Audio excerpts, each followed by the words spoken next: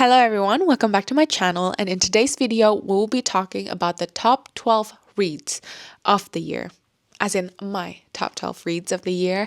I am honestly so excited to talk about all these books, and the thing is, also it was so difficult to just pick 12 of my favorites because I think I have a little bit more, and some of them are like I cannot take it out of like the series because I think the whole series in itself is like a god tier series. Although let's just talk through them, and also I will be going through this in no rhyme or reason, no order whatsoever. Not that the first one I will be talking about is my best read of the year, and there's no order to this pretty much, okay? So I'll be just going through them, and let's go ahead and talk about some of my favorite books. The first one I have is The Final Empire by Brandon Sanderson. I think the trilogy in itself is so good. It's like top tier. I've never read anything like this. Before I started The Final Empire, I don't think I've ever read anything high fantasy-esque. And I was like, okay, you know what? Brandon Sanderson is so hyped and people love the Mistborn trilogy. So I gave it a read. And lo and behold, I love this book. The magic system is so unique. The character is so unique. And the found family that you found specifically in The Final Empire was so good. There's this one chapter in this book that absolutely broke my heart. And I really was in denial. That was like, surely that didn't happen. But it did happen. But yeah, I do truly love this trilogy. I think good thing that this is like the second book I read by Brandon Sanderson, because I read Tress of the Emerald Sea as my first book by Brandon Sanderson. That book was too cozy for me, but this book though is such an amazing like storytelling. I don't know about storytelling. I think like the magic system and the plot is so interesting. What I noticed from like the trilogy, at least, like the writing style is super simple and basic, so to say, but the magic system and the plot and like the characters, they made the book. And I've never read anything so intricate magic system wise, and even like the characters, we spend so much time with them, I feel like, because it's quite a decent like thick book and long book, so we spend so much time with them. We grow to love them, we grow to hate them, so we just like know them through and through, and I really enjoyed that, and I'm so excited to continue the Cosmere series. But sometimes some books are very intimidating, especially by Brandon Sanderson, because of the sheer size of it, guys. It's just so thick. So pretty much the whole entirety of the Mistborn trilogy is probably in here. But if I have to pick between book 1, 2, 3, I will probably pick either book 1 or 3. I cannot decide really, because the third one was so epic. The first one is like where I get to know the books, where I get to know the characters and the magic system. I always have like a soft spot when it comes to first books. So yeah, let's move on. So the next book or series, I guess, that I have on this list is the Prison Healer series. I loved this book. The thing is, before I started Prison Healer, I have had this book for like 2 years, I think.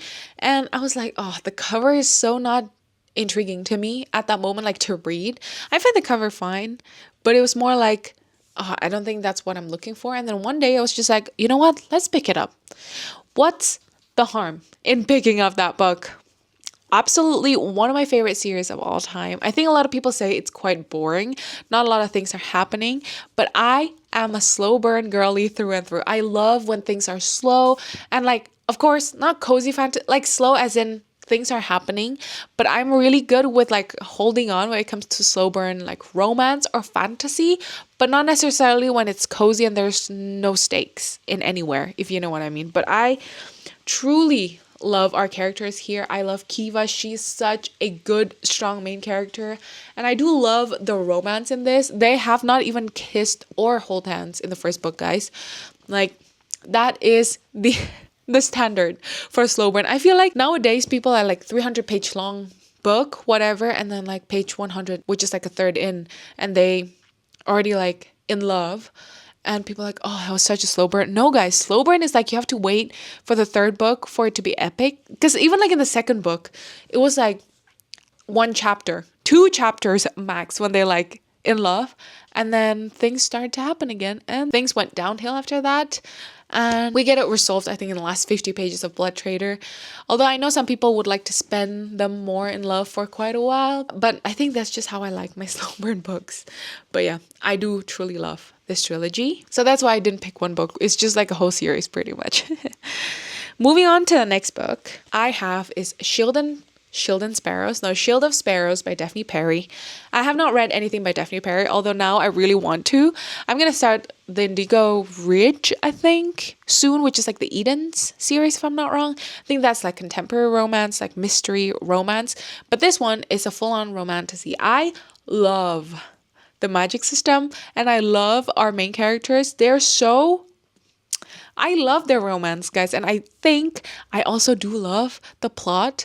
It's like a typical romantic plot, but I do truly love romantasy. So, like, give me this and I'll be happy. That's why, like, I haven't seen like this kind of plot that was like successfully drawn me in to like this kind of typical romantasy kind of set up in a way in a book. So I really enjoyed this, although it is a thick and chunky book. But I think next year in 2026, the second book is out. I think that will make or break the series, honestly, because I do love the first one, but I know the second one could be even better. Although I'm like semi forgetting what the plot was about. No, actually, I remember the plot. I just don't remember the ending, which I think, just read the last 100 pages and then pick up the second book whenever the second book is out. The next two books I have is from the same author, but I do not have any copies from both of them. It is Problematic Summer Romance and Mate by Ali Hazelwood. I love Ali Hazelwood's writing style. I just love their contemporary romance. Like, for example, Problematic Summer Romance. I went into it so just like a chill contemporary romance book, and it could be like a palate cleanser. And I love Ali Hazelwood's like writing style. She always writes good chemistry between the characters. Boy, do I love Slow Burn. It's so good because I think of the slow burn aspect of it. That book was not that long, but it felt like a slow burn because we have like, I think we had some flashbacks to whenever they used to like have this fling or like this feeling toward each other. Although in the grand scheme of thing, if you really look at it from afar, it is not a slow burn. It does feel like slow burn when it comes to Ali Hazelwood's writing, I think. But I do love that book. That book is definitely one of my favorites beside Mate. Okay, Mate, I think I like more than Bride. Oh no, but I do love Bride. I cannot pick. I love both. But there is something in both books that I would leave out. For example, I don't truly love the spicy scenes in both of the books, so to say. I like flick through them because like I skim read them because I just do not like the spicy scenes in those books. I don't know why. Like with Bride, I read it twice. The first one I read it through, and the second one I was like, okay, I don't want to go through this again.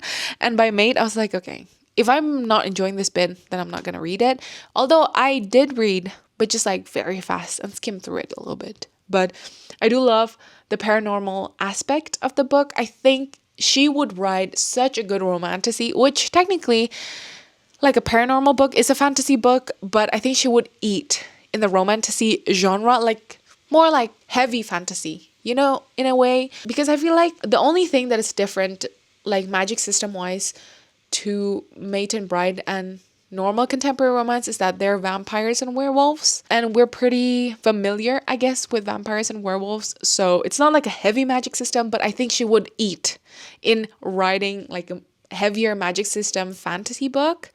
So yeah, that is my opinion on both of that. Moving on to the next one I have is Quicksilver by Callie Hart. As you're watching this, Brimstone is out like a month ago, I think. I still have not gotten it, okay, because it is sold out everywhere in Germany somehow, so I cannot buy that book. I will read it. I will probably just get it on Kindle, honestly, because I don't even have Quicksilver in like physical copy, although that book was probably a 6-star read for me. I do not have it because I'm in a book buying ban, because I'm doing like 75 booked, so I really cannot be spending money on books.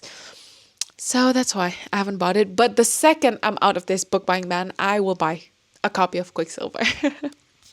But I truly love like the magic system and also like the romance between Kingfisher and what's her name? I don't remember her name. But I love their romance. I love the magic system. I love how like he's a tortured MMC. I love a tortured MMC.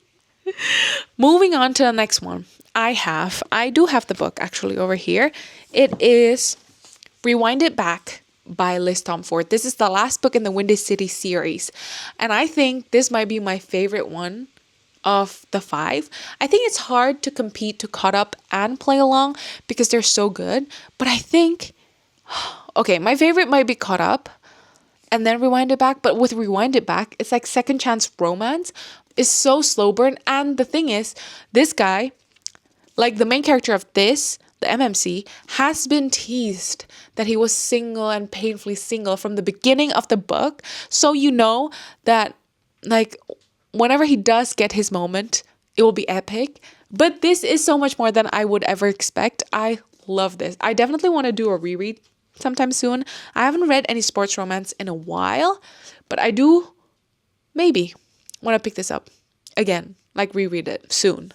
But I do love sports romance, and I just haven't had time to read sports romance because I've just been craving romance even more. So yeah, sports romances have been taking the backseat for a while, but maybe I'll be picking it up soon because it's like cold outside, so it's like ice hockey season, so maybe it's hockey sports romance. We shall see. Okay, we have 5 more books.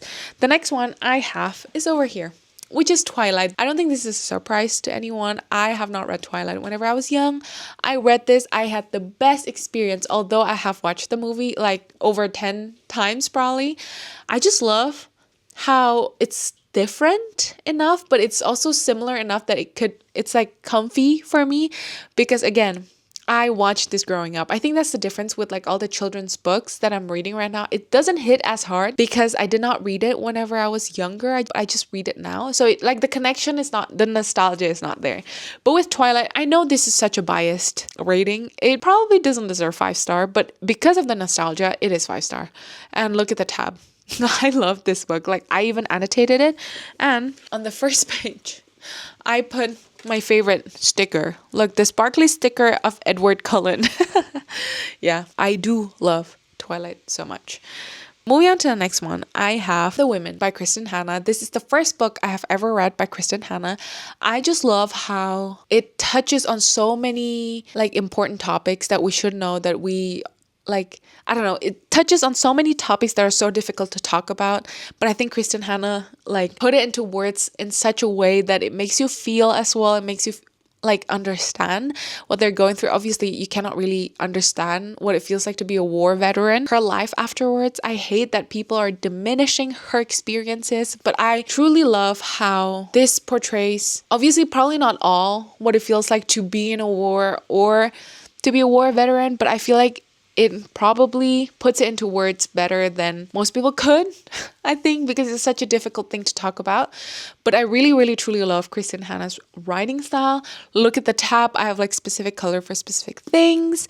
I love this book. And this book is one of the books that made me cry this year. And I'm not really a book crier. So if you're looking for a very emotional book, read The Women. Okay, the next book I have is not necessarily a book. It's a series. It is the Harry Potter series. I love the Harry Potter series. I think individually, none of the books are like 5 stars, but I think in total, they're very like top tier kind of book. I understand why people love it. Even though I didn't read it whenever I was young, I think I still understand why it's so cozy, why it's so like influential to so many kids' life, I guess.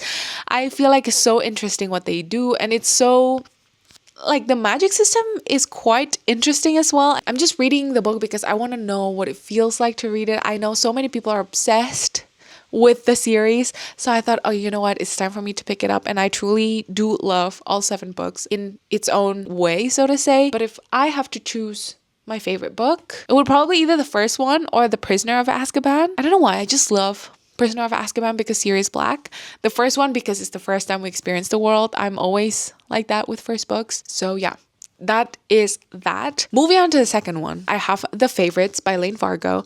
I think I love seeing like our characters going from super little, from nothing, all the way to like star, so to say. And I feel like this book captures...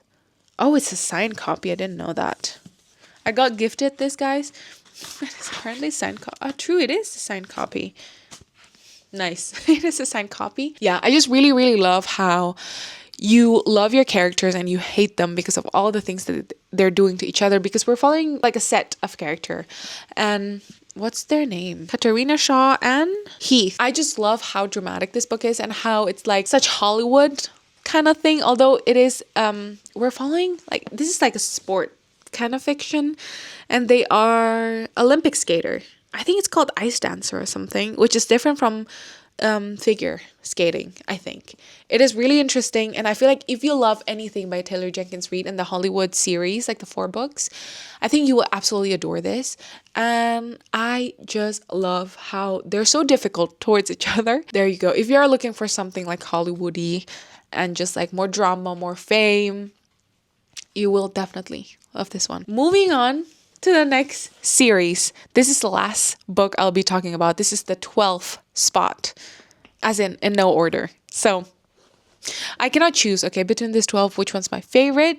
So I will just show you guys. So the last one I have, the Infernal Devices series. Sorry, you guys are seeing my pajamas, but the Infernal Devices series is so heavy. Okay, let me put this down. The Infernal Devices series. Where do I even start with this? So I was reading the first part of the Mortal Instruments because I'm following the reading order. People are hyping up the Infernal Devices, right? And then I read the first trilogy in the Mortal Instruments series, and I was like, okay, this is good, but it's nothing groundbreaking that people are like talking about this as if it's like their soul is etched into this book, or this book is etched into their souls. And I was like, okay, I don't see it, but it's good, I guess, whatever. And then I read the series. It's what can I even say to this series? It's so good, guys. If you guys haven't read it, please read this. It's so good. It's like the only love triangle. Do not let that deter you. I hate love triangle as well, but this love triangle was so good. That's why I like the first book, which is Clockwork Angel. I was a bit iffy about because it's like, oh, really, a love triangle? And then I continue reading.